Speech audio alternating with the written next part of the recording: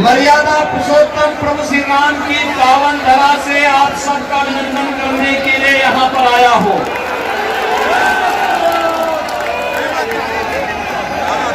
और इसलिए मैं आया हूं क्योंकि 500 वर्षों का इंतजार समाप्त करके अयोध्या में प्रभु श्री राम लला फिर से विराजमान हुए हैं। तो स्वाभाविक रूप से मां जानकी के मायके के नाते सर्वाधिक खुशी आप लोगों को हुई है।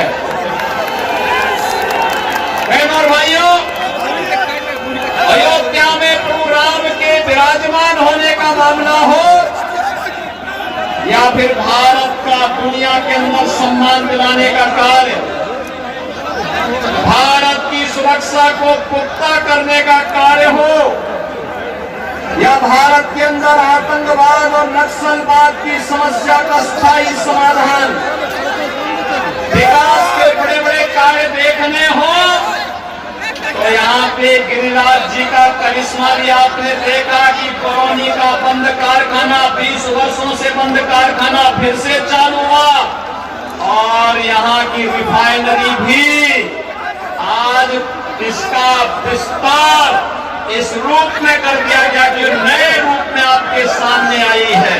बहनों और भाइयों, रेलवे का हो, हाईवे का हो या फिर हर घर नल की योजना जैसी योजनाओं के माध्यम से गरीब कल्याणकारी योजनाओं के रूप में आज भारतीय जनता पार्टी और एनडीए की सरकार मोदी जी के नेतृत्व में एक नए भारत का दर्शन करा रही है।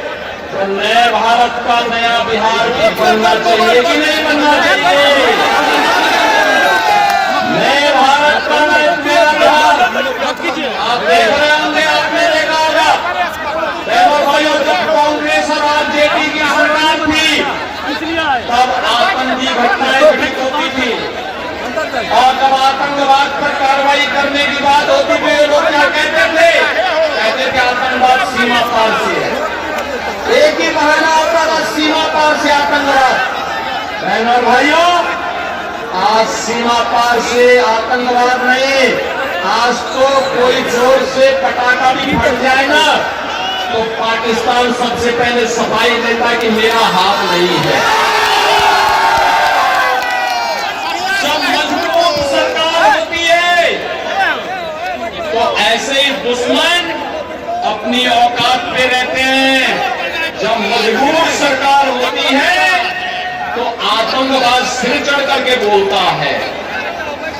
आज मोदी जी के नेतृत्व में एक मजबूत सरकार है और सरकार ने सुरक्षा भी दिया है, सम्मान भी दिया है, विकास भी कराया है, गरीब कल्याणकारी योजनाओं का लाभ भी दिलाया है और आपकी आस्था को भी सम्मान दिलाया है।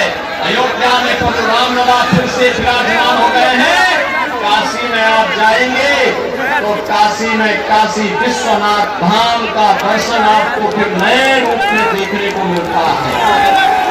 मां गंगा की अविरत और निर्मलता के लिए भी कार्य हुआ है। तो जदयू और बीजेपी की सरकार बिहार के अंदर बाढ़ की समस्या का स्थायी समाधान के लिए निरंतर कार्य कर रही है। बहनों और भाइयों, भारतीय जनता पार्टी आज अपने सहयोगी दल जदयू, लोजपा और अपने अन्य सहयोगी दलों के साथ मिलकर के इस चुनाव में इसलिए आई है कि मोदी जी के नेतृत्व में 10 वर्ष में हमने एक आधार तैयार किया है विकसित भारत का। विकसित भारत की संकल्पना को साकार करने के लिए एक बार फिर से मोदी जी को देश की कमान सौंपने की आवश्यकता है। अब तक 3 चरणों के चुनाव हुए हैं और देश का सबसे बड़ा राज्य उत्तर प्रदेश है, 80 लोकसभा सीट है और हमने तो तय किया उत्तर प्रदेश वासियों ने कि 80 की 80 लोकसभा सीट पर दिलाएंगे मोदी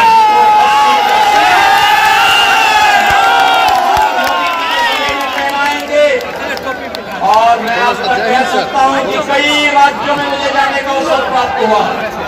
एक ही स्वर गूंज रहा है और वह है फिर एक बार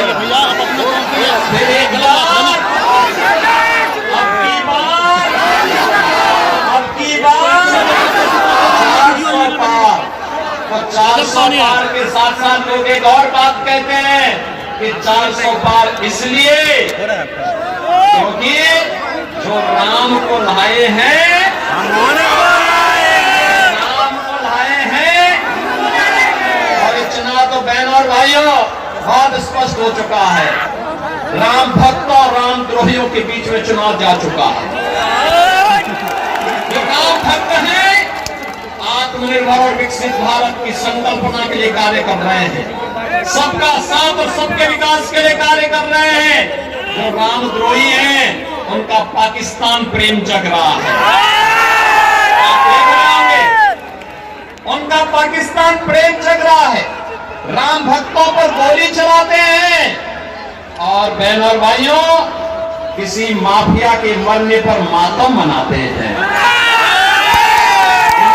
भक्तों पर गोली चलाने वाले लोग रामद्रोही क्या सत्ता में जाएंगे क्या? इनको जाने का अधिकार होना चाहिए क्या? बहन और भाइयों, बिहार में लालू जी के नेतृत्व में कांग्रेस और लालू जी के राज में बिहार में अराजकता चरम पर पहुंची थी। नक्सलवाद और आतंकवाद सिर चढ़ करके बोल रहा था, गुंडागर्दी चरम पर थी। और लालू जी आज भी जब भारत डिजिटल युग में प्रवेश कर चुका है तब भी लालटेन युग में आपको ले जाना चाहते हैं क्या? लालटेन युग में जाना चाहते हैं? लालटेन युग में जाएगा बिहार क्या? डिजिटल युग में जाना है और हम उस डिजिटल युग में प्रवेश कर चुके हैं। इसलिए नए भारत का नया बिहार बनाना है और आत्मनिर्भर और विकसित भारत की संकल्पना को साकार करना है। और इसी के लिए आज मैं आपके पास बेगूसराय की इस पावन धरा पर आया हूं। महान साहित्यकार रामधारी सिंह दिनकर की पावन धरा है। मां गंगा का आशीर्वाद भी है और साहित्य की देवी, ज्ञान के अधिष्ठात्री देवी मां सरस्वती जिनके स्वर में गूंजती थी, ऐसे महान कवि की इस पावन धरा को कोटि कोटि नमन भी कर लो और आपका आह्वान भी कर लो। देखो आपके द्वारा चुना गया प्रतिनिधि, आपका सांसद विकास भी कराया और बिना रुके, बिना डिगे, बिना थके, बिना झुके विकास भी कराया और मूल्य और आदर्शों के साथ आपके लिए लड़ता रहा। ऐसे प्रतिनिधि बार बार चुने जाने चाहिए। चुने जाने चाहिए कि नहीं चुने जाने चाहिए? चुने जाएंगे ना? और भाइयों, चुनाव के दौरान जनप्रतिनिधि से ये उम्मीद करना कि घर घर जाए, संसदीय क्षेत्र बहुत बड़ा होता है, बहुत कठिन होता है, क्योंकि वे प्रदेश के, देश के बड़े नेता हैं, कई जगह उनको जाना होता है। इसलिए मेरी आपसे अपील होगी कि मोदी जी का प्रतिनिधि बनकर और स्वयं गिरिराज सिंह बनकर के घर घर जाकर के घर घर जाइए, देश को बचाने के लिए आगे आइए। एक कांग्रेस और आरजेडी का गठबंधन भारत के विभाजन की नींव तैयार कर रहा है। बाबा साहब भीमराव अंबेडकर के द्वारा बनाए गए संविधान में ओबीसी, एससी, एसटी के आरक्षण पर सेंध लगाने की तैयारी कर रहा है और यह छूट इनको कतई मत देना, क्योंकि बाबा साहब भीमराव अंबेडकर ने कहा था कि धार्मिक आधार पर हिंदुस्तान में आरक्षण नहीं हो सकता है और यह आरक्षण हमें धार्मिक आधार पर नहीं होने देना चाहिए। लालू जी के स्वर पर फूटी पड़े कि सभी मुसलमानों को ओबीसी का आरक्षण मिलना चाहिए। अगर ओबीसी का आरक्षण आप उनको दे देंगे तो फिर हमारा ओबीसी कहां जाएगा? कहां जाएगा? कांग्रेस ने एससी के आरक्षण को राजेंद्र सच्चर कमेटी बना करके पहले ही सेंध लगाने की शुरुआत की थी। बहनों और भाइयों, इनकी साजिश को सफल नहीं होने देना है। और दूसरा महान पाप कांग्रेस क्या करने जा रही है? कांग्रेस ने अपने मैनिफेस्टो में कहा है कि अगर वो सत्ता में आएगी तो सत्ता में आने पे अल्पसंख्यकों की रुचि के अनुसार उनको खान पान की स्वतंत्रता देगी। बहन और भाइयों, मैं आपसे पूछना चाहता हूं, ऐसा कौन सा भोजन है जो अल्पसंख्यकों को रुचिकर लगता और बहुसंख्यकों को नापसंद हो? भाई सत्तू तो सभी खाते हैं, बाटी चोखा भी सभी खाते हैं, लेकिन एक में है, हमारा बहुत संख्यक समाज कहता हम गौ मांस नहीं खाएंगे, गौ हत्या नहीं करेंगे। क्या इसको स्वीकार करेंगे? क्या कांग्रेस की मंशा को, क्या जेडी की मंशा स्वीकार होगी? बहनों और भाइयों, नहीं होगी।